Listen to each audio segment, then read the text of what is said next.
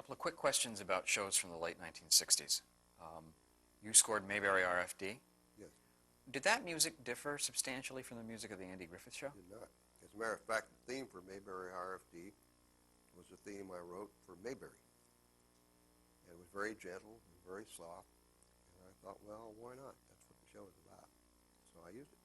Similarly, when you did Make Room for Granddaddy a couple of years later, was that similar to the situation with the Danny Thomas Show?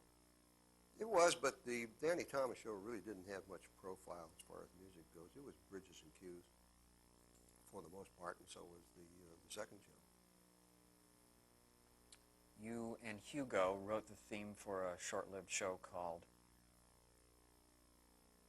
that Walter Brennan starred in, Oh, Guns of Will Sonnet. The Guns of Will Sonnet. And my memory was that Walter Brennan, quote-unquote, sang that over the main title. Didn't he speak or sing something? I think he spoke. He spoke a prayer, and I think it wound up over the end title or close to the tag of the show was a prayer. It was a simple theme. Guitar, I think, maybe? No, we had an orchestra on that. It was a very soft orchestra, and actually the only thing that I had to do with on that show was the main title. Hugo and I scored the pilot, and then after that I was looking for a composer to do the show, and Fred Steiner was available, and I gave it to Fred, who was wonderful. And I never went on a recording date. I didn't have to. Fred knew what he was doing, and he was a perfect guy for it. When did you start teaching, when did you start having classes and teaching other composers and other would-be composers? I started that really early on in my house, well, in the early 60s, actually. I always had time to spend with mostly players who wanted to know about writing, and they wanted to know the techniques of click tracks and that kind of thing. And eventually, when we moved out to Calabasas in the late 60s, I made a formal class out of it. Right? I only taught professionals. And I charged them 3 dozen golf balls for 8 weeks. I had the golf ball concession of the West. I had 12 people. I had 36 dozen golf balls. And I had cutters, I had composers, and I had players. And it was very informal. And eventually, I had a huge disappointment with the Television Academy, because they called me up and said, "We understand you're teaching a class in film scoring." And I said, "I am." I had already written scoring for film, the first textbook, and that basically was what I was teaching out of. And they said, "Well, we'd like to make this an academy function." And I said, "Fine. However, there's some things I want." And they said, "Well, what do you want?" I said, "I want the opportunity to give the people in the class an assignment and have them write the assignment. I want an orchestra, and I want a recording stage, which I know you can provide through the academy, and I want each of the applicants in this class to get up and conduct his own music to picture. That's the experience that they need." And they said, "Fine, we'll turn it over to the head of the next music committee." And a couple of days later, there was a notice in the Reporter, and I forgot what the name of the other one is. Right. A big one? Variety. That there was going to be a music course that was sponsored by the Academy. So I gave everybody an assignment, and they all wrote it. And then we got the music back, and I called up and said, "Okay, we've got the music. Now I need the copyist, and I need the stage and an orchestra." And they said, "What? What are you talking about?" And nobody had done anything about it, and nobody had heard it. And that was the end of that. And one by one, I would take the guys' stuff that they wrote, and I would try to record it on the end of the date if I had another 15 or 20 minutes left over. And that was a big disappointment to me. And I got a call from BMI asking me if I would teach a class there for a national group. And what they were looking for was a kind of a parallel to the Lehman Engel course in show music in New York. And I again raised the question, well, number one, where will the candidates come from? And number two, what about what I think we should provide? And I enumerated the same things, and they agreed. So what happened was we put a notice in the BMI magazine, and we had candidates. I think the first time we had 130 some odd candidates, and I could only take 20 because that was, first of all, that's all the room would hold, and secondly, it was a 6-week spread, 2 days a week, Tuesdays and Wednesdays, all day long. And then in the 4th week, I gave them an assignment, and they had a week to do it. We had professional copyists, we had the best orchestra in town, and we had the best available studio in town, and each one of them got to get up and conduct their music to picture, which was wonderful. And then the last session, we would take everybody's cartridge and play it back to picture, and 19 people would critique the one. And we went right down the whole 20 of them. And that was a good workshop experience. When did that start with BMI? It started in, well, officially it started about 1986. Okay. And I did it for 10 years. Of course, I had moved down here at the time. It may have started in 1985, I'm not sure. I had moved down here, and I'd get up at 7 o'clock in the morning. I'd leave here at 7:30 and get there at 10, teach all day, stay overnight, teach all day from 10 to 5, and come back. And it used to take me a little over 2 hours to get in, and it'd take me 3 hours to get back. That 2 hours in became 4 hours in, and 5 hours to 5.5 back because I was going through both ends of the town in traffic time. And eventually I just couldn't handle that anymore. I did 10 years of it. And, I had great students. They came from all over the United States. Some of them commuted on a weekly basis. They would fly in and take the class and go home on a red eye. And Higgins is getting excited. And I miss it. I really miss it. But by the same token, the business has changed so much that I just don't have it within me to stand in front of a class and tell them about the great opportunities and to prepare them for those opportunities. First of all, they were all good musicians. Most of them had their MA, some of them had a PhD. They all knew how to write, and what they wanted to learn was how to write music and adapt it to film, write music for the film medium. And I'm good at teaching that, but I'm not good at teaching them how to get a job. And that's become a crisis area in the music business of today. I'm curious, though, why you started to teach, why you felt it was important to pass these techniques on. It wasn't only that. I found it was an opportunity to learn. I learned more from the people I was teaching than I did when I was teaching, than they learned from me, let's put it that way. And why did you write 2 books on the technique? Well, the first book was a mistake. In 1970, Bob Sauer, who was then head of president of BMI, came out and he asked for a meeting with Lionel Newman, Leith Stevens, Stan Wilson, and myself. Lionel was the head of Fox. Leith Stevens was the head of Paramount. Stanley was at Universal, and I was probably the biggest independent contractor of music, a composer in the business. And what he wanted to do was essentially what we wound up doing at BMI. But he had a different attitude about how he wanted to do it. He wanted to have each college nominate a representative student and then have a board of Hollywood composers to look over the students' work and then pick a few of them and bring them out to Los Angeles for 6 weeks.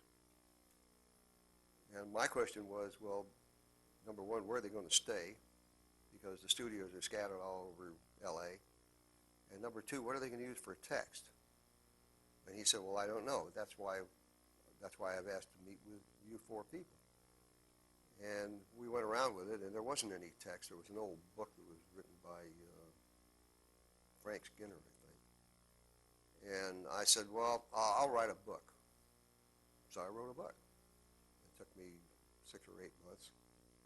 And I did it part-time, and then when we had the off-season, I did it full-time, and I published it in 1971. And ostensibly, it was the text for the BMI class, which never happened.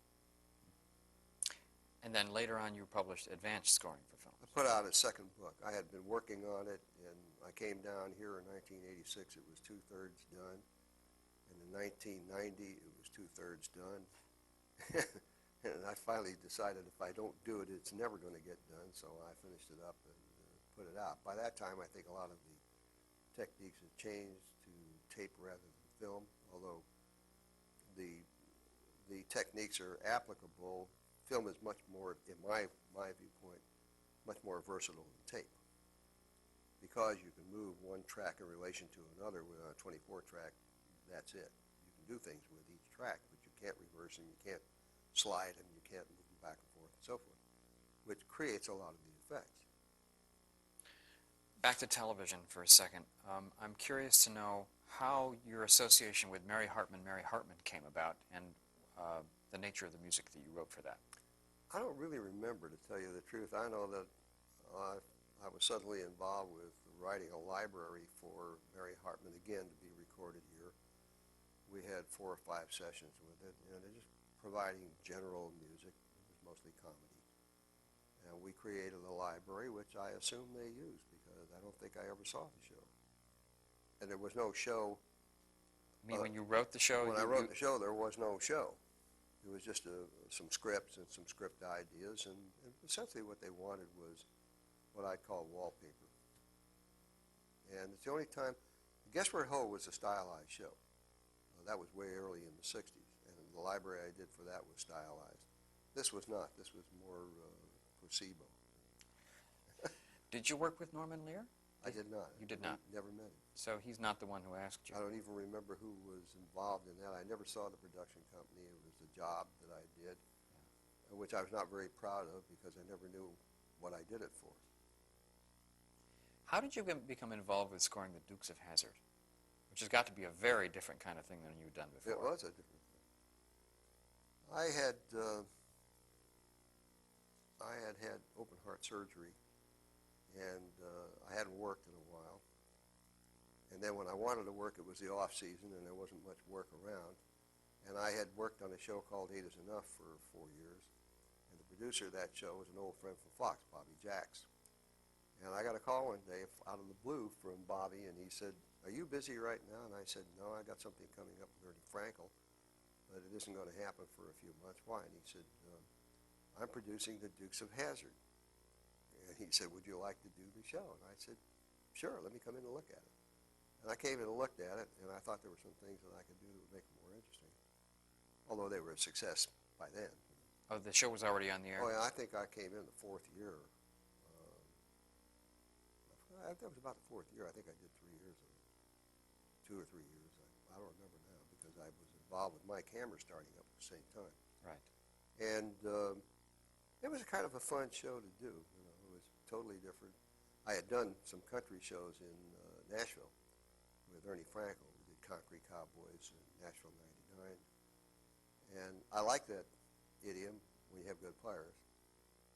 And it was another curve in the road. It was kind of fun to do. Did you use a kind of bluegrass kind of? Yeah, I did. It took me a while to figure out that that's what they wanted because they kept referring it to, you know, being in the Deep South, which it wasn't. And one day I was sitting with Ralph Riskin, and I had written a country score which kind of overpowered him. And, not that it was overpowering, but it was not what he was used to hearing. Ralph Riskin was the post-production producer. Okay. And it finally dawned on me. I said, "You know, what you're really looking for is bluegrass. That's Indiana." And he said, "Well, I don't know what that's called." And I pressed the microphone. Larry McNeely, the banjo player, was outside. I said, "Larry, where were you born?" He said, "I was born in Indiana." I said, "Thanks." And I said, "Now I know what you want." And from that point on, we were on the same page. I still did what I do. I still worked the picture and did those kinds of things. And eventually, I got to where Ralph would say, "I think you missed a cut over there." And I went, "Okay." That's great. Yeah, it was good. And you stayed on that show for how long? I think it was 3 years. I'm dying to ask how Harlem Nocturne became the theme for Mickey Spillane's Mike Hammer. Okay. That was Lou Gallo's idea. Lou Gallo was the line producer on Mike Hammer. You were in on Mike Hammer from the very beginning, right? Well, this is before the beginning. He was the producer of the pilot. And he called me up, and Lou and I were close friends. He worked as an AD on a couple of shows, and I did a show for him at Fox. He said, "You know, this character, the quality of this character is 1940. He's a throwback. His values are the values of 1940, even though he's living in the present time. And he said, I think Harlem Nocturne would be a great theme for the show. Is it available? Now, I didn't publish Harlem Nocturne. That was published by Shapiro Bernstein, who bought it when I was Ray Noble. And I said, I don't know whether it's available or not, but I can find out easily enough. I'll call him and ask. So I called Leon Brentler, and I said, Leon, would you like to have it in the show? And he said, I really would. I said, are you prepared to be reasonable? And he said, I'm prepared to be reasonable. So I called Lou back and told him so, and he said, you have a record on it. I said, I got a lot of records. You want something generic? And he said, I want something generic. So I sent him, I think, a Georgie Hall record, just saxophone and rhythm. And he cut it into the temp track in the picture. And Stacy, who's a jazz piano player, Stacy Keach, went nuts about the idea of using Harlem Nocturne. So when we finally had the running for the pilot, Lou had the furrowed brow look, and I said, is something bothering you? And he said, no, everything's fine. We ran the show and spotted the music. And then he said, we have to go talk to Jonathan Axelrod.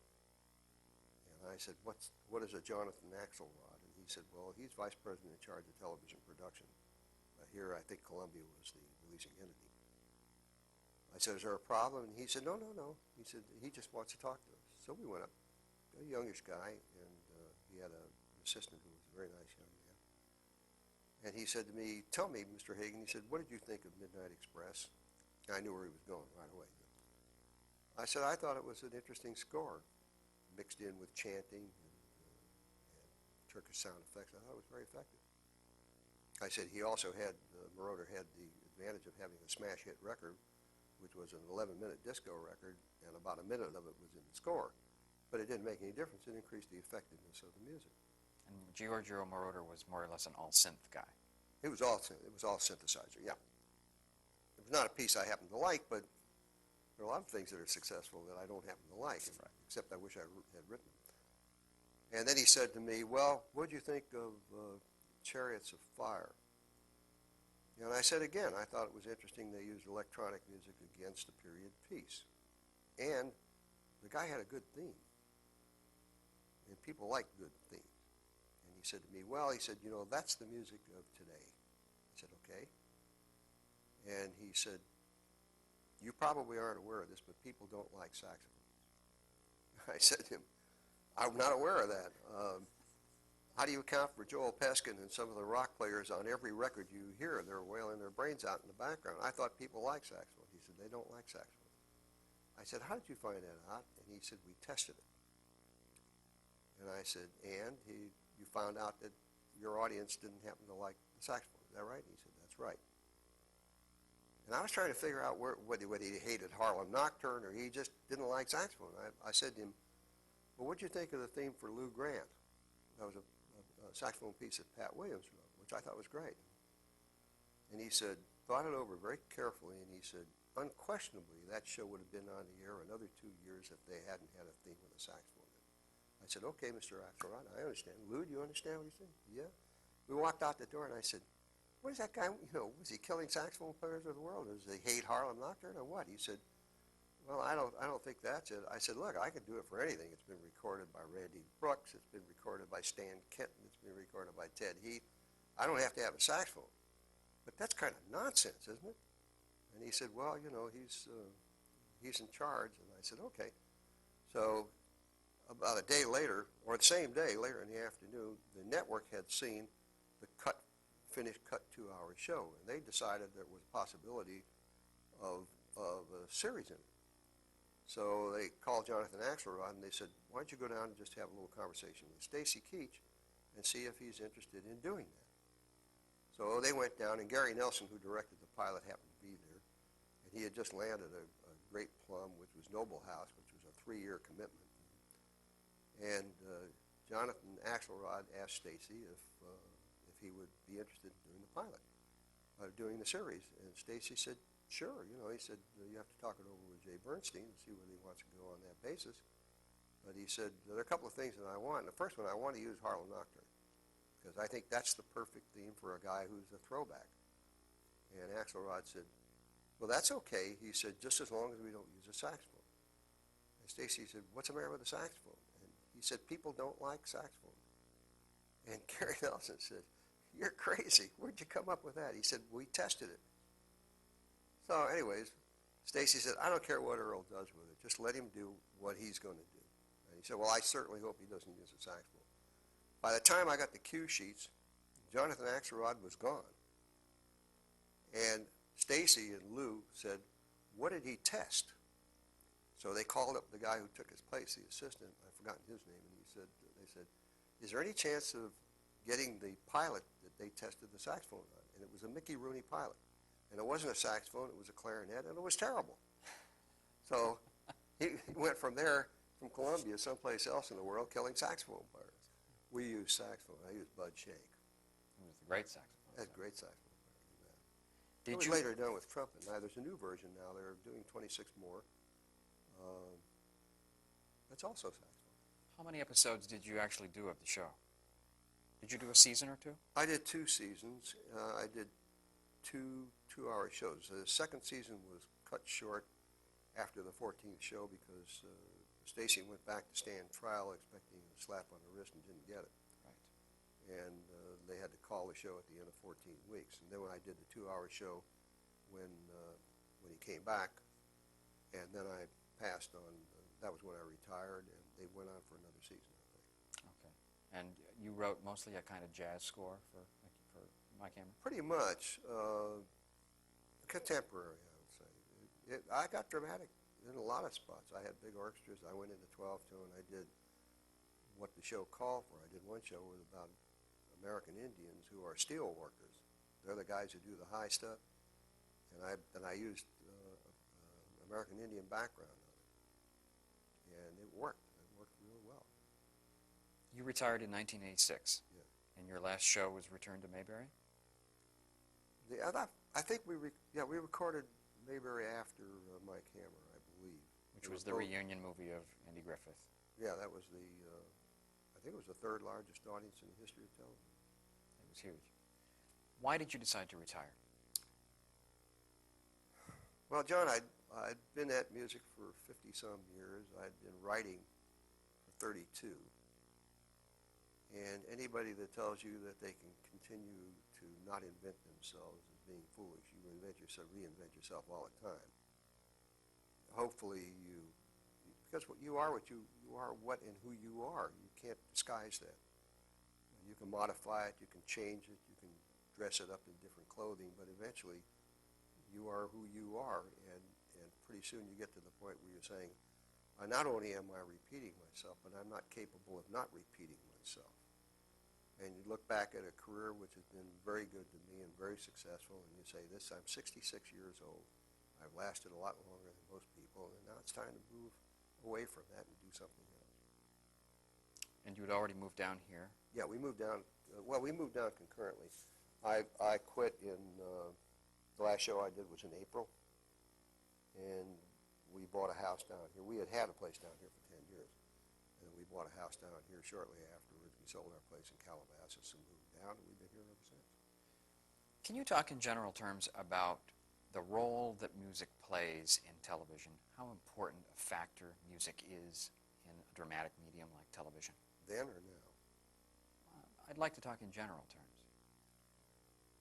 I think music is important in any medium. I don't care what it is. It has a contribution to make if it's allowed to.